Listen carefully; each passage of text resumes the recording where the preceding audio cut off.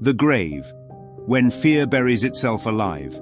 From the Twilight Zone, Season 3, Episode 7, 1961. A western town at midnight, a fenced patch of dust, a name carved in stone, and a man summoned by guilt.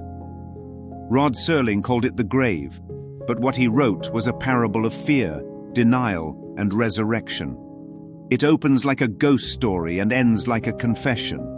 Every fence post, every gust of wind, every echo in the saloon is the sound of a mind arguing with itself. Now the lantern is lit. Step through the dust and into the dream. The town built a fence around the blood of Pinto Sykes. They said it marked where he fell, but what they really built was a monument to guilt.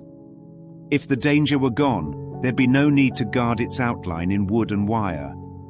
The fence is the mind's decree, do not forgive. Connie Miller rides in after the killing and calls that lateness innocence. He wasn't there when the bullets flew, but the thought behind them was his all along.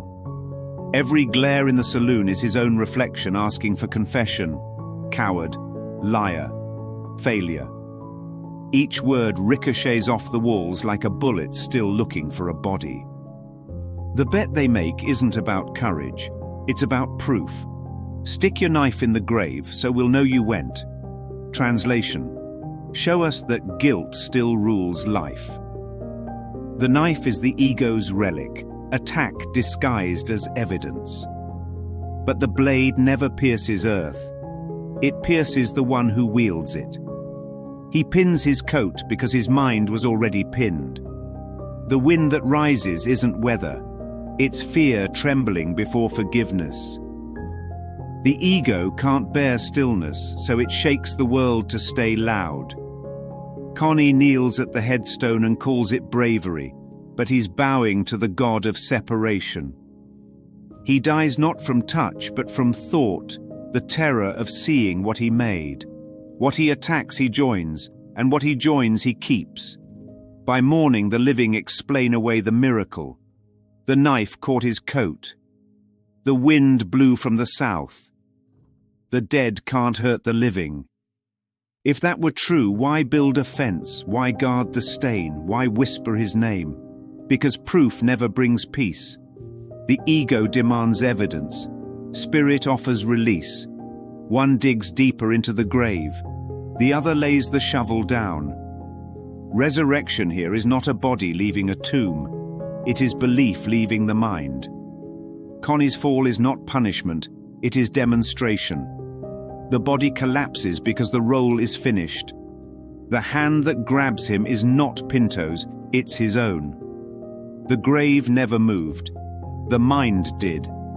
8 shooters share one guilt and call it justice. Each fires to dilute responsibility, but the fragments add up to the same thought. I could have done otherwise. Connie is hired to carry what they won't claim. He accepts the contract because refusal needs resistance to survive. This is the economy of fear, a marketplace where sacrifice pretends to buy safety. Yet safety never arrives until the weapon is dropped. Forgiveness doesn't exhume the past. It exposes its unreality. When belief is withdrawn, the earth lies quiet. Nothing real can be threatened. Nothing unreal exists. That is the secret whispered in the wind of the Twilight Zone. You're looking at a street where guilt built a fence and called it peace. They hired a man named Connie Miller to hunt a shadow and to prove that death still holds the deed. Before midnight, the wind rose. After midnight, the man fell. By daylight, the facts looked respectable again.